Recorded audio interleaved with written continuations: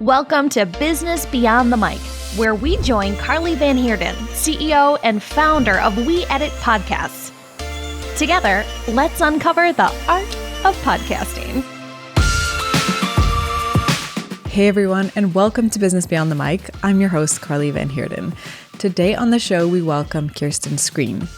Kirsten is a multinational wife and mom of three who stumbled into entrepreneurship nearly 2 decades ago. She has taken several businesses from 0 to 7 figures, both on her own and in partnership with her husband. Kirsten is a registered dietitian by training, and after finding only frustration and burnout in the traditional care model, she went all in on her coaching business. She now speaks on and mentors other female entrepreneurs on taking the leap and scaling their dream enterprises. She is also the host of the Embodied CEO Podcast, where she empowers female solopreneurs to fully step into their power and not just demand a seat at someone else's table, but set up their own. During our conversation, we get right into Kirsten's podcast story. Everything from the fears she had to overcome to starting out with a co-host and then having to pivot to run the show on her own. From there, Kirsten reminds us that we are the CEOs of our own lives, and it's up to us to make the changes to create the life that we want. Now, this rings true for everything from your business to your personal life and even your podcast. There are so many incredible takeaways in this conversation. So without further ado, let's get into it. Kirsten, welcome to Business Beyond the Mic. It is so great to have you on the show today. I'm very excited to be here. I've been looking forward to it. Oh, absolutely. And I think your podcast story is going to be so interesting because, it's in the vein of what you do, but it's also totally a different perspective of, what you studied, what your career was built after. So yeah, I'm just excited to get into your story and share it with everybody today.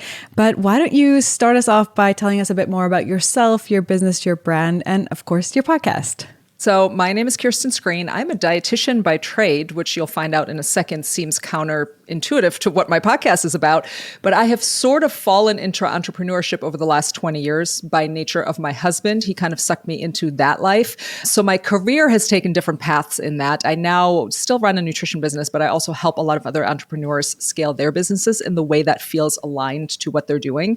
And I'm also a mom of 3 very, very busy kids, 2 teenagers, 1 almost a teenager. Do not recommend having 3 teenagers at the same time. It's a different beast that I was not prepared for. Toddlers were one thing. Teenagers are a whole different ballpark.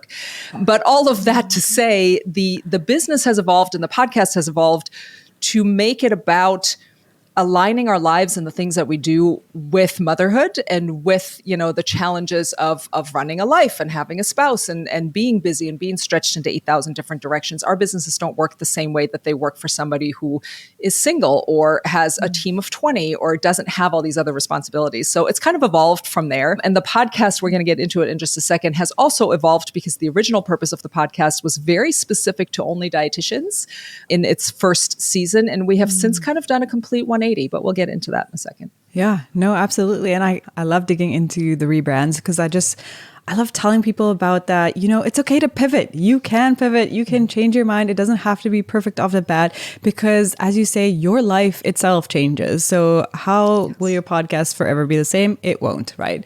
So give yourself permission to do that. But why don't we dig into that right now? How did you start off your podcast and why did you decide to make the pivot from the dietitian focused side to what it is today? The podcast, like so many things in my life, was accidental. And it was actually something, it's one of those things that I think many of us that are entrepreneurs or that are very outspoken people have it in the back of our brain, like, oh, maybe one day I'll write a book. Maybe one day I'll have a podcast, but it's kind of that can that we kick down the road, right? Like one day, maybe. And my business best friend actually approached me about it about 3.5 years ago. And she's like, do you want to do a podcast? And she's a fellow dietitian. And I said, a podcast about what? Because we were both so fed up with the dietetics industry and how our profession functions and how so many dietitians take it all lying down and don't step up and don't do the work that we're so overqualified to do, and instead just let the industry kind of tell us, be quiet and just do what we tell you to do.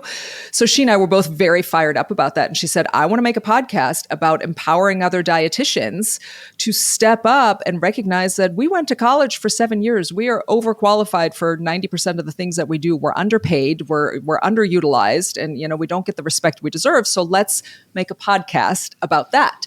So that was the original direction of the podcast. And it kind of started out with us taking apart these myths and these accepted industry standards in our profession, because we saw so many of our colleagues, so many of our friends, people that we went to school with, decades ago, leaving the profession because they were disillusioned by it. They were upset about, I spent my entire life preparing for this, and in the end, I didn't get anything that was promised. So that was the original sort of out the gate purpose of the podcast. Wow, no, absolutely. And it's like you said, the reason you started is because you have that incredible why. That's something that's driving you to do it. And it's like, if I don't do this now, I'm not solving something that's driving me crazy. And if I'm not doing something about it, who is, right? So it's incredible to have that why and to be able to go out there and have somebody to partner with you. So did you eventually started with that co-host when you started out? Yes, it was the two of us on the podcast for the entire first season. And there was no real purpose to the podcast beyond, we need to get this out because we're frustrated. Mm-hmm. And then it became kind of a little bit of a cult following of people who are like, you're saying exactly what's on my mind. I wish we had these conversations 20 years ago. And it just kind of, we would get messages from people that we had known forever and people that we didn't know. And they were sending it to their friends. And suddenly all these dietitians were going, this is the stuff they needed to say in school about our profession that nobody ever said. Yeah. And then we were nearing the end of season 1, and my business bestie had speaking of pivots, she had a complete upheaval in her personal life and decided to emigrate from the US to Costa Rica and just completely changed her entire life and was no longer working in the dietetics profession like we both were. So she said, please don't kill me, but I'm going to leave the podcast. And she and I are the best of friends, and there were no hard feelings in any form whatsoever. But the passion of that subject was no longer in her, and she didn't want to pursue that. So I was kind of at a crossroads of, well, what happens to the Embodied CEO podcast? And because we had called it the Embodied CEO, that was very specific and very intentional, because we wanted dietitians to understand that whether you work for yourself or not, you are the CEO of this path. You are the CEO of your career, right? But it's so perfectly pivoted and lent itself to this pivot of me now taking it more into the business direction and less into the, let's rant about everything that's wrong in the dietitian industry, because I've been an entrepreneur forever. I run multiple businesses. My husband runs multiple businesses. Like, we've done this for decades. And I was having all these dietitians and other professionals ask me, but so how do I do this? How do I still stay a mom and be present with my kids and also run these businesses? So when that time came and she left the podcast, I decided, well, you know what? I've always said I wanted to run a podcast. Here we go. So this is now, we're going to take the existing podcast and we're just going to do a little bit of a 90-degree turn, maybe a 110-degree turn, and shift it into this direction and make it a little bit more inclusive for women in business in general. Yeah. And you've definitely hit your audience right there, because that's still everybody that you speak to already.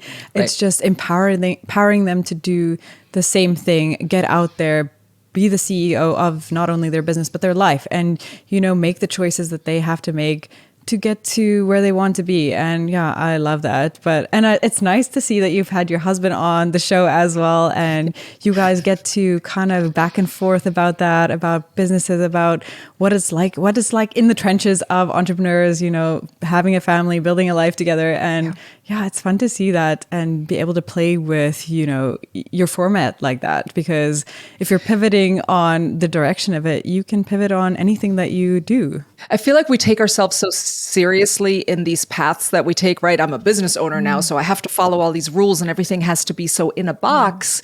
But the reality is I'm a person first, and then I'm a wife, and then I'm a mother, and then also I run a business. And the reality is my husband and I both work out of this house in 2 different offices on 2 different businesses, but it always, and anybody I think who's an entrepreneur knows this, it never really goes away. It always kind of intertwines, not in a negative. It's not like I can't walk away from my job, but it's not a job. When you own your business, it's not a job. It's different, right? So showing that behind the scenes and the day-to-day reality of this is me interacting with my husband, who is my best friend, who also is a business partner and also lives in my house. And also in the past, he was a CEO when I was the COO of the same business. Like the dynamic is complex.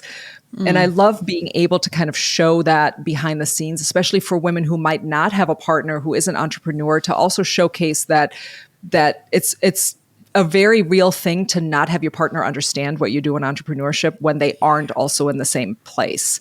So it just gives me a platform to kind of do that, and I love it. Were there any other surprising benefits that you had once you launched your show and did the pivot and found these communities?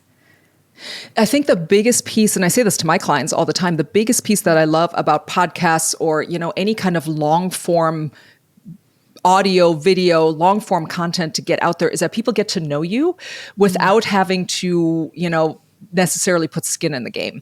This is what we do for work, right? I'm a business coach. I'm a mentor. This is what I do for work, but I want people to really, really know who I am because it's not a product. I am the resource, right? So I don't want anyone to ever be in my world that doesn't gel with me as a resource. I am also very transparent in how I act, how I speak, who I am. Like what you see is what you get. If you were to see me in the street today, I would speak the same way. I am the same person. So having like the benefit that I didn't foresee having this kind of podcast is that I get to share who I am in a very easy to transmit format because I'm literally just hanging out and chatting, which I love to do anyway. And I get to do it with people who, want to have a casual conversation. And then sometimes I just get to have a rant on my own and record an entire episode of here's what's on my mind. Let me just stream of consciousness, brain dump at you. And people get a feel for who I am. So that's something that I wasn't really thinking of when we started the podcast or when I took it to a pivot. It was just more like, this is a way to connect, but it's beyond that. It's a way for people to get to know me that are on the other side. I mean, you and I currently are speaking across an ocean, right? Like you get to know people that are on the other side of the world, but they know you as though they had coffee with you in a cafe somewhere. Yeah, I always say that because it's literally when you are listening to podcasts, you are probably having coffee somewhere. You are driving to work somewhere. You're going for a run and you're just doing things in your everyday and then getting to listen to these people. And like you say, getting an inside look into how they think, how they process things, what their experiences are on things without even, like you said, putting skin in the game, which, I think that's the thing. People are scared a lot to commit to things, to do things. And I kind of want to go backtrack a little bit to how you said, as an entrepreneur, you always say, maybe I'll write a book, maybe I'll start a podcast. But what were some of the things holding you back before launching it? Were there any fears or something that you faced and you had to overcome? Oh, for sure. And that ranged from, existential fears of, what if I don't know what to say? What if I stumble over my words? What if they hate me? We have those, like, we're all human. We all have those thoughts of like, what if I put my most vulnerable thoughts out there and somebody really ugly and nasty becomes a troll on the internet and, hurts my feelings? Like we have those thoughts. And then you just put on your big girl panties and move past that because you're like, well, people are going to hate me no matter what. So it's fine. So like they're going to love me or hate me and I might as well do what I'm doing anyway. But I also had very tangible things holding me back of like, I didn't know how to run a podcast. I was like, how does the tech work? Like, what kind of services do I need? How do I edit all of this? Like, what do I have to actually physically do? And those then become just tasks. And you are a mom, so you understand this, when you are a parent and you run a business, the last thing you need is more tasks. So it just became this like, one day when I know exactly what I need and I have all the time, then I'll do it. And like the reality, we know this, there's never time. At some point, you just have to do it. Yeah. Like you said, those toddlers that take up your time aren't going to get better when they're teenagers. They do not get better with age, let me tell you. They are just become more demanding and their social circle gets further away is the problem. So now you're driving on top of managing. It's fun. It's super fun. Yeah, obviously. No, I was telling my husband too the other day, I'm like, you know what? Be careful. Don't become just another thing on my to-do list or else you will get to the bottom of it. Correct. Be different. I'm going to start bump you. Yep. Be self-sufficient. Contribute instead of taking. Yes. It's important. Moms do a lot. Yeah. No, they do. And even if it's just in your brain, you're doing a lot of things, but always. Never shuts down. Never shuts down. No. I'm making a grocery list right now while we're talking. Just kidding. Yeah. Feels that way. Oh, yeah. Well, with all your experience of, you're 3 seasons in, you're a pivot away, what was something that you wish you knew beforehand that you would have told your pre-podcast self? That it's so much simpler than I made it out to be. That it really just gets to be like, if it feels like work, you're doing it wrong. A podcast to me shouldn't feel like work. A podcast to me should be like, this is an outlet. And I used to think I'm not a creative person, which is so funny, but because creativity to me was like, do you want to pick up a paintbrush and paint a painting? And I was like, I'm not creative. I don't have any interest in doing that. But it turns out I am an incredibly creative person. It's just different from me. My creativity is with, I have a message to share. I have stories to tell. I have words that want to come out of my brain to help impact people. So doing a podcast does not feel like work to me. It feels like the most fun, I just get to play part of my business. And I wish I'd known that ahead of time. That was very surprising to me. And it was a beautiful side effect of like, oh, I thought this was going to be such a difficult thing to do. And it really wasn't. Like, it was just you need a mic and you got to know where you're recording, and then you just like run your mouth, and that's a fun thing. Yeah, but honestly, that's the thing. It's all about what you set out to make it, because I feel like in the beginning I was also making it like another job for myself, and it was taking so much time. And then I have an incredible team, and they kind of stopped me and said like, what are you doing? Like, this is why we're here. Stop making this so much work for yourself. Just enjoy the conversation, talk to the person on the other side, or like get into their story and share what you love to share. And I'm like, that sounds way better than another but it's job. hard. Yeah, it's hard. We all do that, I think, because we think it has to feel like I'm doing work. But I've gone, again, you said season 3 at this point. I've gone through different versions of the podcast, and there were times when it felt like I was forcing things. I'm like, I got to go record a podcast, and it doesn't now. I have decided to approach it exactly the way I approach the rest of my business. If I don't like it, we're not doing it. So now I only do the podcast in a way that I want to do it. I have the guests I want to have. I have the conversations I want to have. We have a format that works for us. We publish as many times as I want to. I have a format within each episode that I love. We tie it to things in a way that I love. So it goes back to everything. You are the CEO. So it's the Embodied CEO podcast. If I'm not in charge of it, then what's the point? So I just changed it until I was happy with it. Yeah. No, and that's the thing. If you don't change it, it's only your own fault that you're stuck in what you're doing. And for me too, after like doing all these batch recordings and getting ahead and finding my groove as well, the first thing I thought was, okay, how can I switch it up to make it even more fun? What can I add into it? I'm almost asking myself permission, like, am I allowed to ask somebody else on the show? Or like, am I allowed to do a solo thing? And I'm like, why am I asking myself permission? This is, we're out here to provide awesome content and information and helpful things for people. So yeah, do whatever is fun and makes it more enjoyable, because otherwise, why am I doing it? And I think it translates too, right? If it feels hard for us, I think it translates into the recording. And then people are like, I don't want to listen to that. That sounds terrible. That person sounds miserable. I don't want to listen to that. That's not the goal. Like, the goal is to have it be something that adds to our lives and is interesting and is entertaining and gives people some resources and maybe gives them a relief from their day for a minute and gives them a laugh. So I'm all about how do we make it something enjoyable? Yeah, no. But on the flip side, there is something that you need to focus on sometimes, like, what are the metrics? So if you have to like whittle it down, what are the metrics that you do focus on to see that, hey, what I am putting out is hitting home, it's resonating with my audience, and this is where I should be heading? Yeah. So obviously, nobody wants to do a podcast that nobody listens to.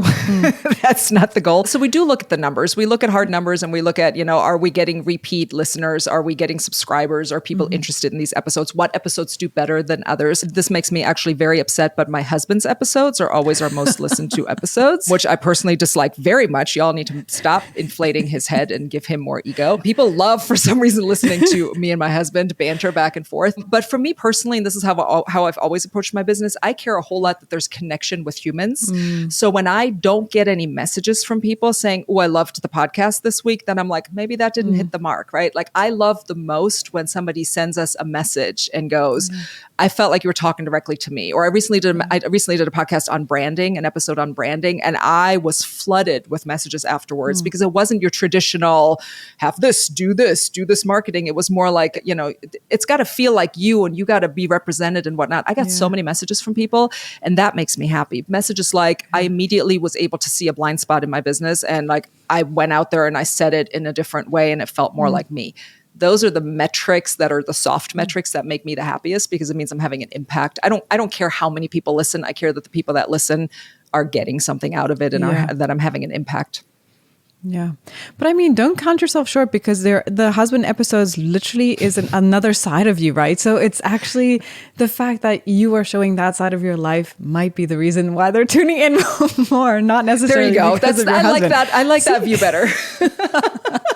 I like that better. Yes, it is because of me. You are right. It's because of how you complete the circle. That's it. How I complete him. He will be nothing without me. No, I'm just kidding. He's wonderful. He's wonderful, and he's a good sport, and I love him. We've been together a very long time. We have very easy banter at this point. Yeah. And obviously that shines through too, because it just shows that you're going into your natural state of conversation, talking about things that are real, that are true. And I can just imagine why that's hitting home.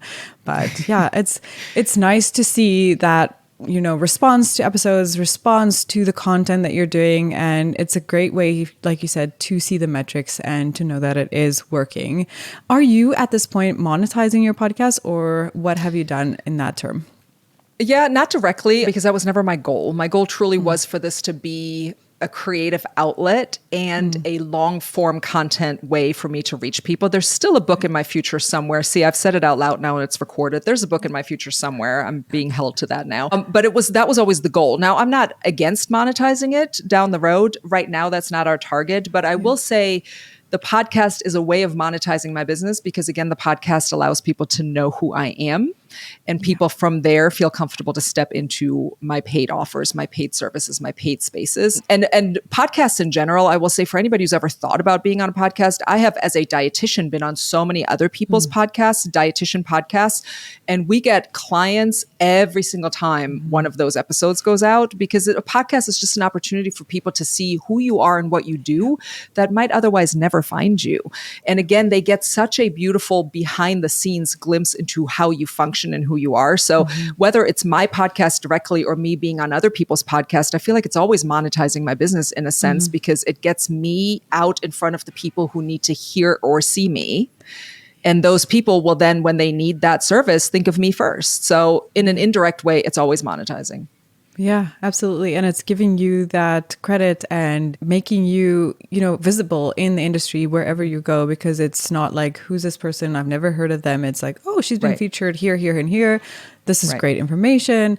I mean, I was on somebody else's podcast the other day too, and they're like, it's so great to see the personal connection with your company. And I just kind of like light bulb moment realized, because our company can become like kind of a machine, and it just runs on its own. And it's like, but who's the person behind it? And in today's world where branding, personal brand is so important, it's just like, it's a whole different landscape out there if you don't have that visual connection or like that podcast connection with everybody that's listening. But I agree, especially because everything else is, 30-second clips, right? Like we're all into the YouTube shorts and the Instagram reels, and everything is 30 seconds. You can't get a feel for who a person is in 30 seconds, but you can on a podcast. So it's a different format. It's needed.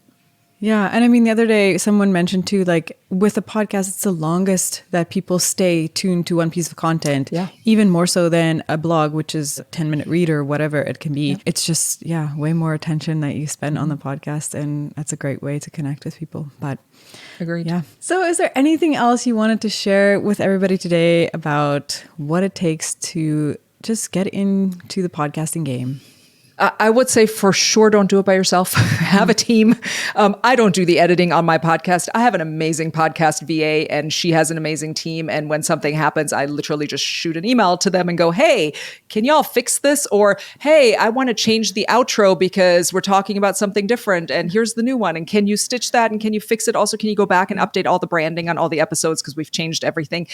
I don't want to be doing that, nor should I be doing that. That's not my zone of genius. Do you know what I mean? That's somebody else's zone of genius. So pay the people to do the thing, have a team. And I say this to all business owners in general, like pay people to work in their zone of genius in general, whether that's a podcast or anything else. I don't do my own accounting. Why would I edit my own podcast? These are not the things I want to be doing. So yes, absolutely. I will say if you're going to, and we did that from the start. I will say even when it was the two of us still running the podcast, we hired a group to help us get it off the ground, to do the entire launch, to, find our music and stitch together our intro and write the outro and, get it uploaded to all the streaming services. And these are the things that kept me from doing a podcast sooner because they felt so overwhelming. And in the end, they're very logistic and you can just tick off the boxes, but also why do all that work when somebody else just literally has a system for it? So I'm a big fan of having those people in your corner. So shout out to my VA team. They are wonderful. I don't know if I can mention their name here or not, but they are wonderful and I adore them. Wild Home Podcasting, Caroline, tell her I sent you because she is amazing and her team is amazing. So that would be my recommendation. Don't do it on your own. Whatever that looks like, your internal team or hire somebody, but don't do it on your own. Yeah, absolutely. I 100% agree with you. That is why we exist as well, is to help people with the things that they don't have time to learn how to do. Because like you said, there is a lot of things that you have to tick off the boxes and you have to do it right. You have to get it submitted properly. You have to, you don't have time to learn how to edit when you have clients doing other things. So yeah, get a team. Nor do I want to. Let's be honest. No. I don't want to know how to edit it. There are someone people else who are great at it. Yeah. Yes. Who enjoy that. I would not, I will be like fast forward. I don't want to do this whole thing for 40 minutes. So yes, I am so appreciative of the people in the world who do that. Yeah. Amazing. Well, Kirsten, let's jump into our quick fire 4 questions. These are just fun to do at the end. See whatever pops to mind. The first one is, how has podcasting changed the way you do business or life? Much more transparent and much more intentional. Absolutely. Transparency is right there. What are the top tools or non-negotiables that you use for your podcast? At the cost of sounding repetitive, get a VA who edits it for you. I will also say, get yourself a good microphone and get yourself headphones that feel good in your ear. Don't get the I don't like the over-the-head headphones. I got curly hair. Nobody invented over-the-hair headphones for people with curly hair. It's just a nightmare. So get good headphones, get a good mic, and don't cheap out on that stuff because you're going to be using it a lot and you're going to regret it. Yeah. No, absolutely. There's a headphone for everyone. That's it. Now, what is the biggest learning lesson or podcast fail that you've had since starting? I will say it was not always being prepared and forcing myself to record an episode because I thought I had to record an episode. Instead of, again, back to intention, right? Instead of knowing, well, why am I recording today? What is it that I actually have to say? And sometimes just feeling like I have to put something out just to put something out. That doesn't translate, first of all. And second, it feels kind of yuck when you're doing it because you're like, well, I'm just talking for the sake of talking. So I would definitely recommend what's the purpose? Why are you coming on to the mic today? What is it that you're trying to say? It doesn't have to be earth-shattering, but why? Are you just doing it because the calendar says today is your record date? Move it to another day and, show up when your mind's in it. Yeah. No, my advice lately has just been, if you have ideas, have an ideation station, like a little block of things where you can write ideas. So when they come to you, you have a bank and you can draw from that. And then you're not sitting here trying to come up with something because you have to. So yeah, it's great advice. Agreed. Last one. If money or time were not an issue, what would be next for your podcast? If money and time were no issue, I would probably blast marketing to everybody because I think everybody should come listen to the Embodied CEO podcast. That's me plugging my podcast. Come listen. But I do truly think if time and money were no issue, I would probably spend a whole lot more on marketing the podcast. It has not been the priority to put a whole lot of that behind it because it has been a very organic sort of, labor of love journey. Yeah. But I think that will be the next step. Yeah, no, and it's true because it's changed a lot too. Marketing your podcast has become a bit more of a full-time job. And I mean, there are teams out there who can do that for you as well. So yeah, again, a whole nother position of something a whole for you to other learn group of people to hire or delegate. Which we need. Yes, exactly. Yep, there you go. Absolutely. I love that. Oh, well, it's been great to pick your brain about your podcasting journey and just hear what you've turned it into and how it's truly changed your life. And yeah, so thank you so much for coming on and sharing with everybody today. Thank you for having me. I appreciate especially other podcasters giving a platform for fellow podcasters, because I think we're all kind of in the same boat, but what you do is amazing. And I'm so grateful that you had me here. Thanks. Thanks so much. And thanks everybody for tuning in, and we will see you next time.